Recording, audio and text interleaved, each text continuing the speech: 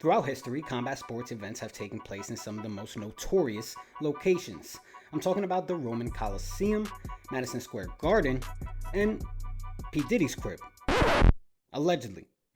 In boxing, history has shown us that the sweet science can go down under the bright lights, but also in some of the most unexpected of places. I'm talking about parking lots, prisons, and even places where you'd expect a lot more, distractions. So with that said, let's dive into 5 of the strangest venues in boxing history. These are places where the action wasn't just in the ring, no, it was all around it.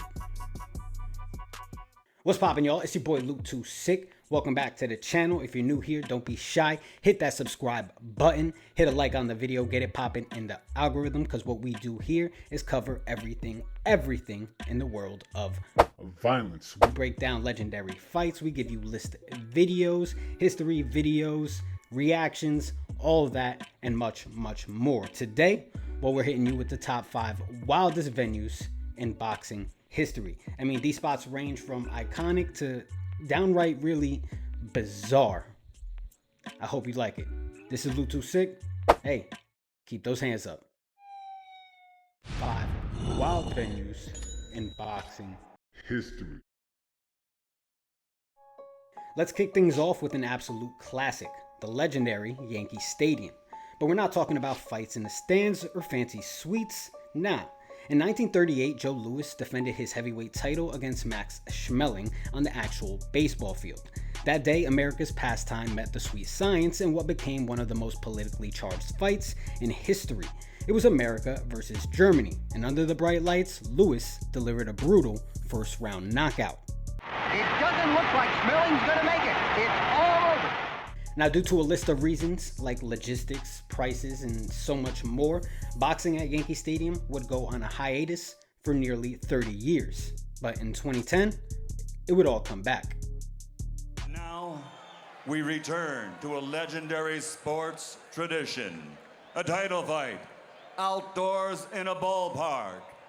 From Yankee Stadium, Bronx, New York City, New York, USA, ladies and gentlemen, let's get ready to rumble!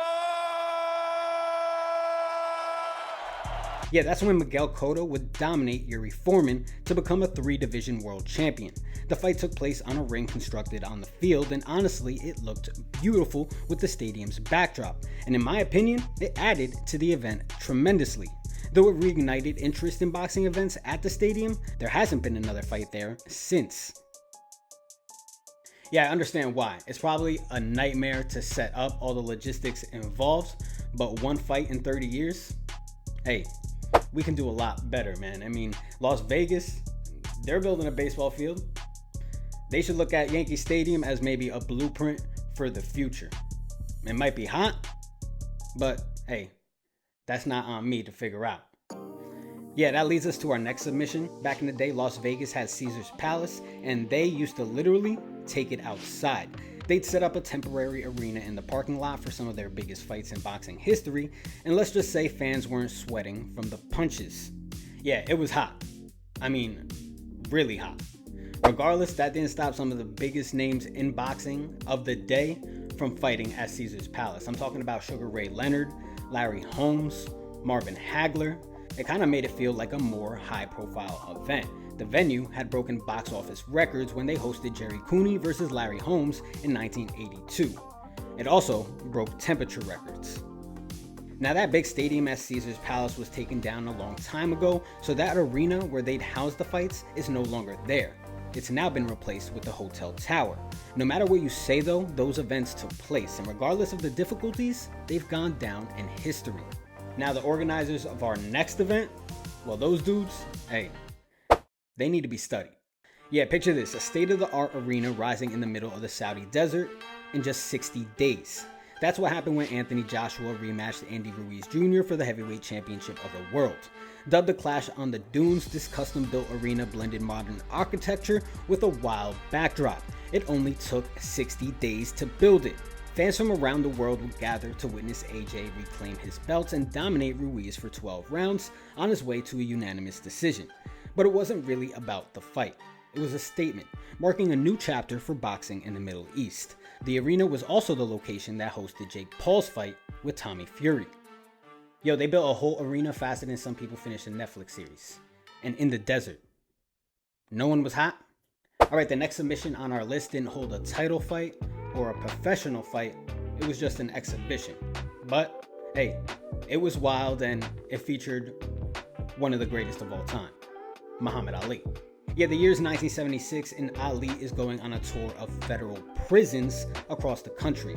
In one of those prisons, he walks in proclaiming he's the baddest dude in there. Wild. Ali would then go on to give 7 inmates and 2 prison officials, including the warden, a shot at time with him in the ring. According to the reports, it was an absolute hit. Now, Ali would mention that he'd really visit those jails under his role of what he'd call a fighting evangelist. Yeah, and it represents why people loved him so much. Listen to what he ends up saying about those visits. My greatest times have been in the ghettos, talking to prostitutes and visiting jails. Service to others is the rent we pay for the room hereafter. Yeah, it's why we consider him one of the greatest of all time.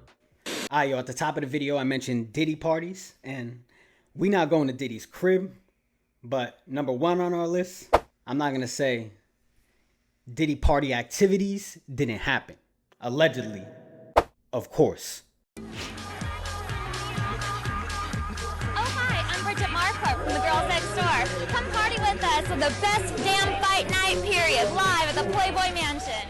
Yeah, you heard that right. The Playboy Mansion wasn't just home to pool parties and questionable life choices. It also hosted boxing matches. Amidst the lavish surroundings of Hugh Hefner's iconic estate, fighters squared off while celebrities, models, and well, bunnies looked on. Now, these weren't title fights, but they were fights. David Haye fought here in 2010 in a bout that only lasted a minute. That was on a card main evented by Jeff Lacey. And we all know my man David Haye. Hey, homie is an absolute dog. Listen to what he said after the fight. Yeah, my plan was to get the fight over and done with without getting too sweaty, so I could ease into the after party into the grotto directly afterwards. Yeah, yo, we know what happens in the grotto, right?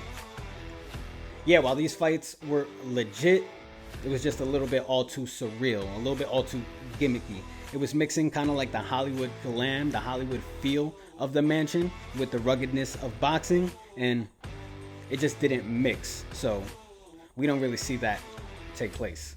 Alright, y'all, and there you have it, 5 of the weirdest venues in boxing history. Just part of the many things we're bringing to you on this channel. Everything from reactions to history videos, biographies, so much we're bringing. Just make sure you stay tuned. Hit a like on the video, get it popping in the algorithm. Comment below, let me know if there's some venues that I missed out. This could be part 1 of a series. Just hey, let's keep the conversation going, man. We're creating a little community here, man, and hey, I'm so appreciative to have y'all here. So thank y'all for watching. Let me know what you guys think, and always, baby, keep those hands up.